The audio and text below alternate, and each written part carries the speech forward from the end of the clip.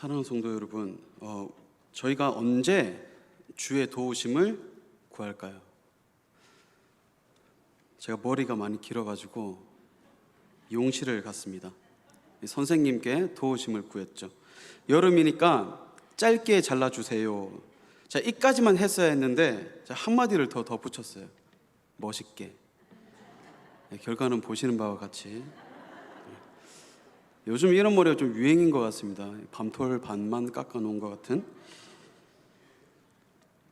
여러분, 일반적으로 도우심이라는 것을 생각해 볼 때 현재 내 자신의 능력으로 해낼 수 있는 어떠한 범주에 속하지 않는 것들은, 그 범주에 속하는 것들은 도우심을 잘 구하지 않는 것 같습니다. 가령 삼시세끼를 한번 생각해 볼까요? 너무나도 평범한 식사입니다. 그죠? 눈앞에 맛있는 된장찌개도 있고 잘 익은 김치도 있고요, 잘 버무려진 나물도 있고 맛있는 냄새를 풍기는 불고기도 있습니다. 만약 나의 치아가 멀쩡하고 나의 두 팔이 아무런 문제가 없으면 당장 그 맛있는 식탁을 맞이할 수가 있습니다. 된장도 맛보고 불고기도 먹고 뜨끈한 밥도 한 입 가득 떠서 먹고. 그런데 내 두 팔이 문제가 있거나 혹은 치아가 심하게 망가져 있다고 하면 그 삼시세끼의 평범한 식탁조차도 꿈에나 볼 법한 한 폭의 그림이 되겠죠. 만약에 그 시간이 길어진다면 이제는 내가 미워하는 그림이 되어버릴지도 몰라요. 그러니까 아무리 평범한 이 일이라도요, 현재라는 단어가 참 중요합니다. 현재 내 자신의 노력으로 해낼 수 없는 일이 되면 결국 누군가의 도움이 절실하게 필요한 그런 일이 될 수가 있는 것이죠. 지금 수요 예배를 이렇게 드리고 있는데 예배도 마찬가지 아니겠습니까? 어떤 이에게는 일주일이 매주 한 번씩 오는 그런 평범한 예배이지만, 또 어떤 이에게는 오고 싶어도 올 수 없는 그런 상황에 처해져서 너무나도 간절한 예배가 될 수가 있습니다. 또한 과거에는 그렇지 않았는데 지금 현재 내 안에 은혜가 극심하게 고갈이 되어서 도우심이 아니면 예배를 뜨겁게 맞이하지 못하고 하나님의 말씀을 뜨겁게 경험하지 못하는 그런 시간이 되고 있을 수도 있다라는 것이죠. 오늘 이 시편의 저자 또한 도우심을 간절히 바라고 있습니다. 우리가 너무나도 삶의 어려움을 겪고 있는 그런 사람들을 보면요, 궁금해서 한번 여쭤보기도 하죠. 어떤 일이 그렇게 힘들게 하십니까? 뭐가 그렇게 마음을 어렵게 하십니까? 그런데 너무 힘든 상황에 처해 있으면 당사자는 입에서 꺼내는 것조차 어려워요. 무엇 때문에 힘이 든다. 나 이것 때문에 낭망했습니다. 분명히 밝히는 것이 아주 어렵습니다. 13편의 이 저자로 추측되는 사람은 다윗 왕입니다. 다윗도 그런 어려운 상황에 처해진 것으로 보입니다. 무엇 때문에 그렇게 힘든지 그 이유를 명확히 밝히지 않아요. 이 10편, 13편은 많은 양식 비평 학자들이 도움을 구하는 시, 깊은 애가시 형태의 시들 중에서 가장 중요한 예시로 보고 있거든요. 그러나 이러한 시, 이 애가시의 형태의 대부분은 자신이 힘든 이유를 밝히지 않아요. 개인적으로 저는 그것에 이유가 있다라고 보는 편입니다. 이 심각한 위기 상황에서 나온 기도지만 그 위기가 특별히 무엇이다 라고 밝히지 않은 데에는 마치 침묵할 정도로 저자가 고통 중에 있다 라고 비춰봐도 된다라는 생각을 해요. 코로나가 한참 유행할 때 4월 달 중에 이런 제목의 책이 나왔습니다. 제목을 한번 들어보십시오. 이유가 많으니 그냥이라고 할 수밖에. 여러분, 책 제목이 좀 공감이 가십니까? 이유가 많으니 그냥이라고 할 수밖에. 그냥 좀 힘이 듭니다. 그냥 좀 쉬었으면 좋겠다. 그냥 좀 문제가 많아. 할 말이 많지만 그것조차 하기가 힘들 때 사람들은 종종 그냥이라는 단어를 선택한다는 거죠. 근데 사실 그거 정말 할 말이 많다는 거거든요. 아주 쌓이고 쌓여서 짙어졌다라는 소리 아닙니까? 저는 13편을 읽으면서 무엇 때문에 이 저자가 그렇게 힘들어하는지 이유를 찾고만 싶었습니다. 그런데 너무 표면적인 이유가 등장하지 않는 모습에 마치 그런 마음이 와닿더라고요. 다윗이 어떤 배경에서 이 시를 썼는지 정확히는 알 수 없지만 그냥 뭔가 다윗이라는 사람을 이해하게 되었어요. 아, 다윗이 내가 예전 말씀을 볼 때 사울을 피할 때나 막 도망 다닐 때나 뭐 맨날 도망 다니고 그냥 이 다윗 이 사람 바보 같은 사람이구나. 너무 착한 거 아니야? 그런 생각을 했었는데 그런 게 아닌 것 같아요. 아, 이 사람이 사실 정말 할 말이 많구나. 꾹꾹 참다가 이렇게 내뱉게 된 건데 지금 너무 힘겨워 보이는구나. 여러분, 이 저자가 써내려간 이 베이스들을 조금 가지고서 이 시를 보시면 훨씬 더 깊은 이해로 와닿으실 줄 믿습니다.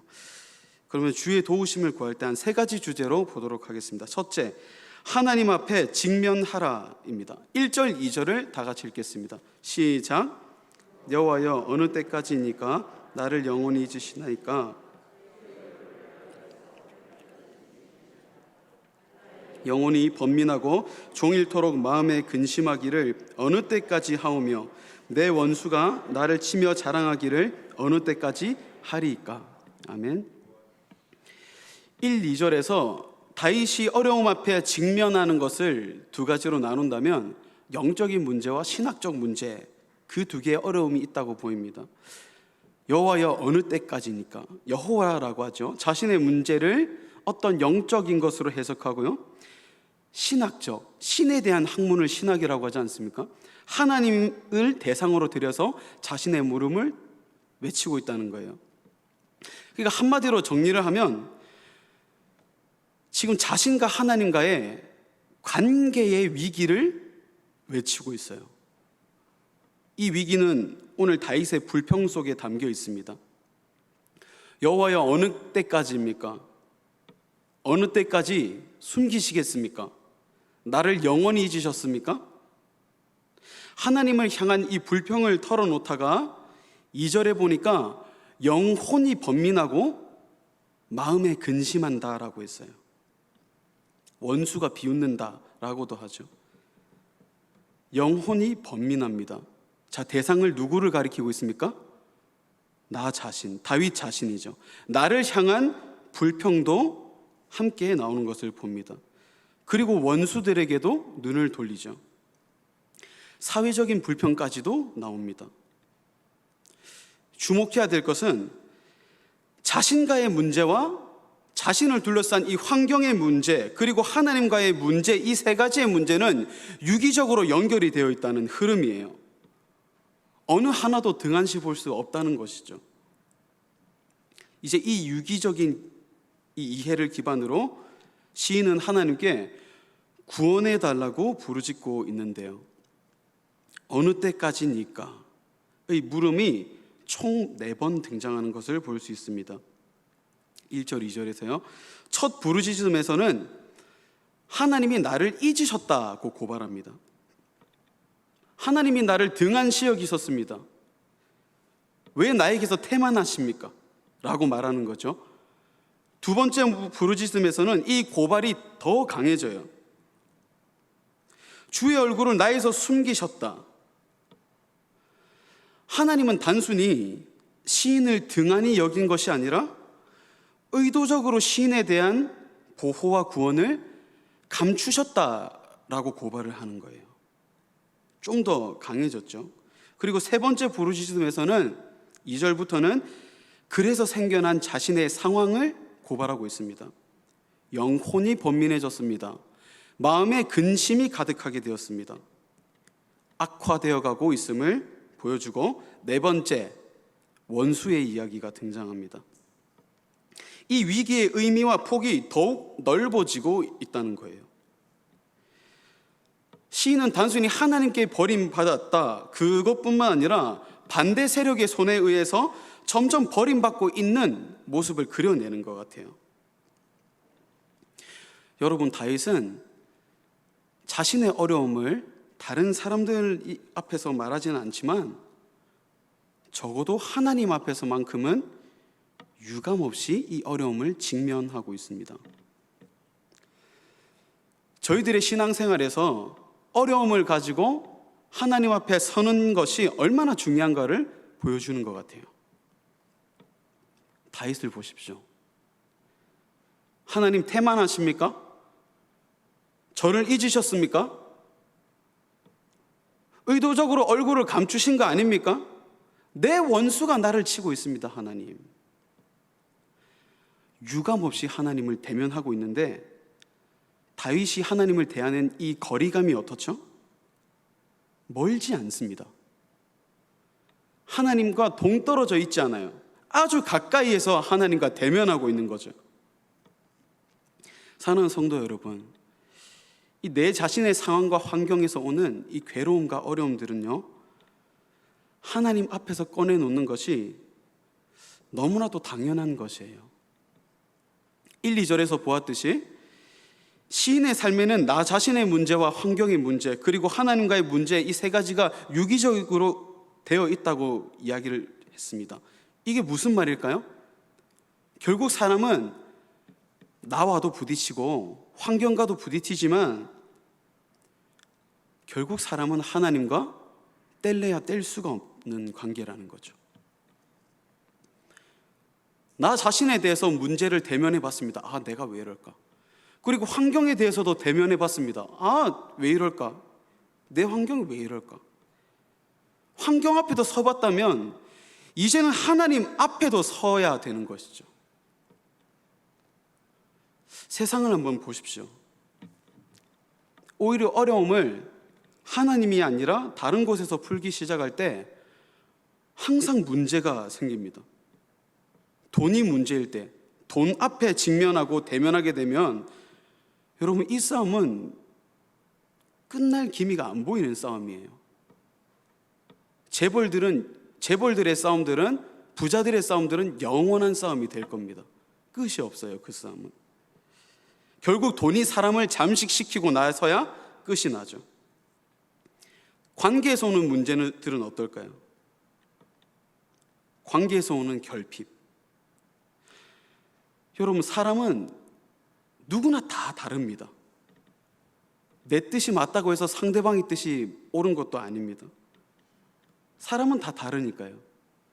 다양한 환경에서 성장했으니까요. 다양한 문화에서 성장했으니까요. 결국 하나님 앞에 서지 않으면, 하나님이 주신 말씀으로 서지 않으면 우리의 형제 자매를 사랑하기가 너무너무 힘든 거죠. 사랑이 없어서, 그 사랑이 없어서 깨어져 버리는 관계가 너무나도 많습니다. 관계에만 대면하면 결국 누군가 상처받고 다치는 일이 반복하게 됩니다. 여러분, 분명히 바라보십시오. 우리들의 문제와 어려움은 하나님을 대면할 때, 그때부터 해결될 수 있음을, 바른 회복의 시초는 하나님 앞에서 직면하는 것임을 믿으시기를 축복합니다. 둘째, 하나님과의 관계를 회복하라입니다. 3절에서 4절을 다 같이 읽습니다. 시작. 여호와 내 하나님이여, 나를 생각하사 응답하시고 나의 눈을 밝히소서. 두렵건대 내가 사망의 잠을 잘까 하오며, 두렵건대 나의 원수가 이르기를 기뻐할까 하나이다. 아멘. 3절과 4절을 1절, 2절과 비교할 때 공통점 하나와 다른 점 한 가지가 있습니다. 먼저 다른 점을 먼저 보면 1, 2절에서 불평을 하던 시인이 3, 4절에 와서는 요청을 하더라는 거예요. 요청으로 바뀌었다. 그리고 공통점 하나는 여전히 말하고 있는 대상은 하나님입니다. 요청의 초점도 역시 하나님이죠. 자, 중요한 것은 무엇을 요청했는가? 자, 보니까 내 번민을 잠재워 달라 그렇게 요청하지 않습니다. 내 마음에 근심을 없애주시라고 그렇게 요청하지 않아요. 그 근거가 3절에 담겨 있죠. 여호와 내 하나님이여 나를 생각하사 응답하시고 라고 요청하고 있습니다. 무엇을 말씀합니까? 하나님과의 그 관계 회복을 요청하고 있는 거죠. 여러분, 저의 가정이 너무너무 힘겨웠었던 그런 연도가 있습니다. 가족은 한두 사람이 아니라 모든 가족들이 정말 엄청나게 힘겨웠던 그런 연도인데요. 2009년입니다. 그때 한 해 동안 아버지께서 이 생명의 위기를 한 3번을 넘기신 적이 있어요. 시작은 육체의 질병으로 갑자기 쓰러지셨고, 2번째는 교통사고를 당하셨고, 3번째는 회사에서 산재 사고를 당하십니다. 자, 3가지 일 모두 다 너무나도 심각했던 상황입니다. 이게 어느 정도냐면 지금 10년이 더 지났지만 전혀 그렇게 느껴지지 않거든요. 쭉 내용들은 간략하기는 이렇습니다. 한날 제가 급히 택시에서 내려서 전화를 받고 갔어요. 아버지 친구분이 그 택시를 하셔서 급하게 병원으로 갔대요. 전화를 받고 정신없이 응급실로 가니까 A4 용지처럼 하얀 얼굴을 하시고서는 너무너무 힘들게 속삭이시더라는 거예요. 저한테 가까이 오라고 하시더니 이 카드는 저축카드, 이 카드는 마이너스 카드, 이 카드는 세금 카드. 그러면서 양아 나지막하게 말씀하세요. 양아 네가 이제 가장이다. 그렇게 말씀하시는데 제가 그때 나이가 20살입니다. 너무 놀래서 울지도 않고 어떤 반응도 못했었어요. 그날부터 수술을 받고 아무튼 긴 시간이 지나고 은혜로 퇴원을 하십니다. 근데 퇴원하시자마자 그것도 일주일이 안 됐을 때예요. 한 일주일 지나고 바로 교통사고를 당하세요. 아버지가 오토바이를 타고 가시다가 어디 농협 같은 데를 가다가 사고가 났는데 여기저기가 막 부서지셨고 바로 수술을 했습니다. 이제 이 수술이 어느 정도 났고 또 가족들은 병간호를 열심히 하는 거죠. 아버지가 쓰러지셨을 때 병간호를 엄청나게 했다가 곧이어서 또 바로 병간호를 하게 되는, 부서지신 곳이 좀 낫기 시작하니까 곧바로 또 극심한 이석증이 오세요. 근데 너무너무 이게 심하게 오시니까 제가 항상 아버지를 휠체어에 모시고 치료를 받으러 다녔거든요. 치료받을 때도 아버지가 막 괴성을 지르세요. 그러면 항상 아버지 손을 꽉 쥐고 아빠 내 양이다, 여기 병원이다 아버지, 아무 일 없다, 지금 괜찮다 하면서 막 아버지를 안심시켜 드려요. 자, 그렇게 어떻게 저렇게 해가지고 2009년의 끝자락에 서게 됩니다. 거의 다 지나갔어요. 아직 성취 못하신 몸이지만 워낙 오래 병가를 내셨기 때문에 이제 회사에 가까스로 복귀를 하셨는데 5일 만에 산재 사고가 나요. 그 회사에 관리하는 기계가 있는데 그 기계동 높이는 총 3, 4층 높이가 되고 그 가운데는 엄청 커다란 기계가 있으면서 뻥 뚫려 있거든요. 그런데 그 3층에서 땅으로 떨어지신 거예요.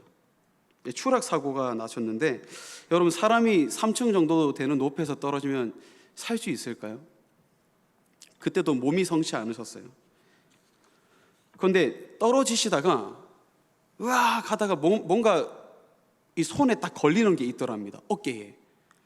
그래서 막 낚아채가지고 달랑달랑 매달리면서 떨어지셨는데 그 봉우리를 잡고 떨어지셔서 몸은 망가졌지만 생명은 건질 수가 있었어요. 이게 다 2009년 한 해 동안 일어났던 일입니다.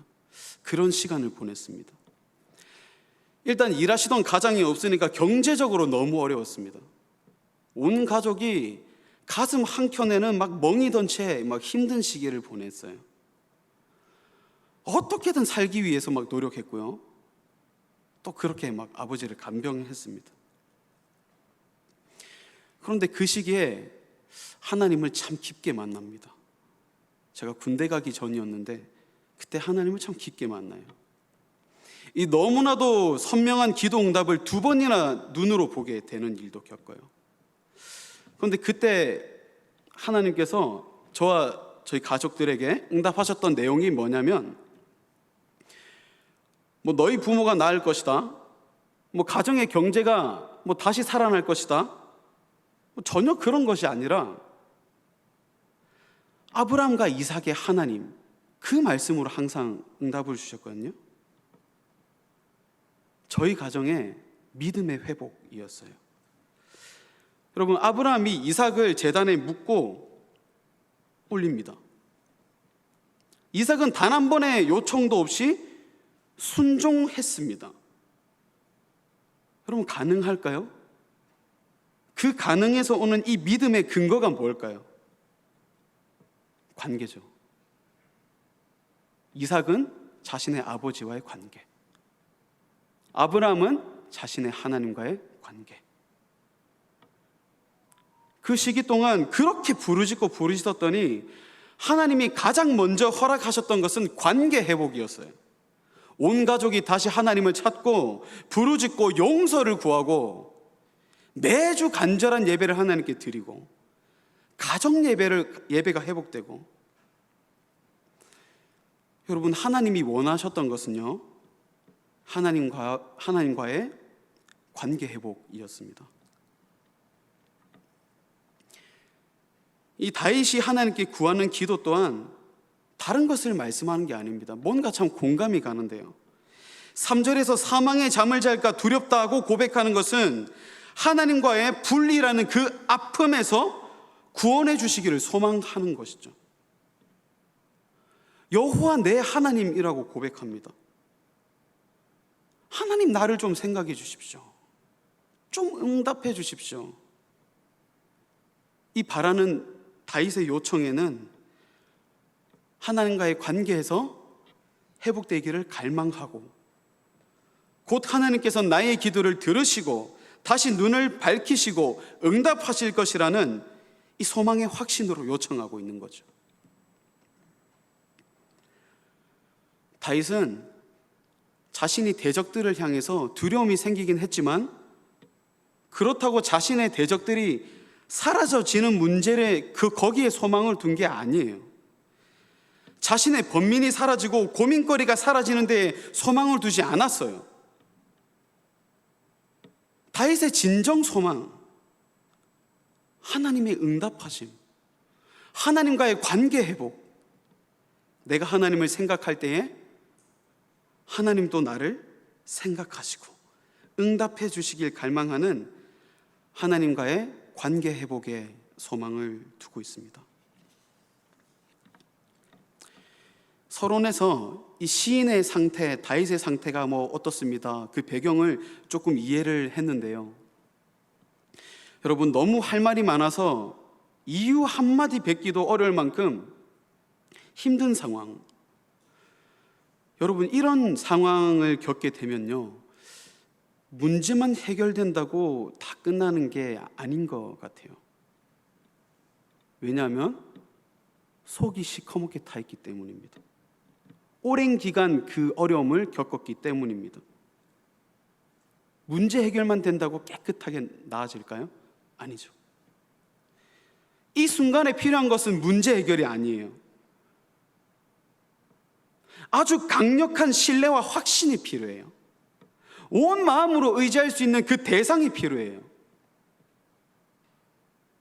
다윗이 1절, 2절에서 강도 높은 불평을 막 쏟아내다가 3절, 4절에 와서 하나님을 향한 요청으로 바뀐 이유는 하나님과의 분리라는 그 아픔에서 회복되기를 소망하기 때문입니다. 우리 삶도 마찬가지 아닐까요? 저에게 필요한 것은 이 3절의 고백처럼 여호와 내 하나님 그 자체입니다. 문제 해결이 필요한 것도 맞지만 그 분가의 회복이 더 필요합니다. 나를 생각하사 응답하실 하나님, 그 하나님과의 관계가 회복이 될 때 우리의 참된 어려움이 해결되는 바른 주의 도우심을 구하시기를 축복합니다. 셋째, 믿음 주심을 보라입니다. 5절에서 6절을 다 같이 읽겠습니다. 5절에서 6절 시작. 나는 오직 주의 사랑을 의지하여 싸우니 나의 마음은 주의 구원을 기뻐하리이다. 내가 여호와를 찬송하리니 이는 주께서 내게 은덕을 베푸심이로다. 5절에서부터는 이 위기에서의 전환이 일어나고 있어요. 자, 다윗이 이제는 하나님의 그 신실하심을 믿고 하나님의 은혜를 찬송하기 막 시작했는데요. 이 13편을 3등분할 때 1, 2절에서 불평이 나왔습니다. 자, 그리고 3, 4절에서 요청이 나왔어요. 불평을 하다가 요청으로 이어지는 것은 너무 자연스러워 보이는 거예요. 그렇죠? 근데 갑자기 3, 4절 요청에서 5절, 6절 찬송으로 이어지는 것은 조금 어색한 연결인 것으로 보여요. 조금 이해가 되지 않는 전환이 일어났다는 거예요. 왜 그럴까 생각을 하실 수가 있는데 이유는 단순합니다. 다윗의 마음속에 믿음이 생겨났기 때문입니다. 4절까지 위기의 상황이 계속 지속이 되고 있었습니다. 그런데 다윗의 마음속에 하나님이 자신의 기도를 들으셨다는 믿음이 생겨나요. 그래서 그 확신으로 애가에서 찬송의 시로 이 시를 완전히 뒤바꿔 버리고 있습니다. 아주 독특한 이 플롯을 가지고 있는 거죠.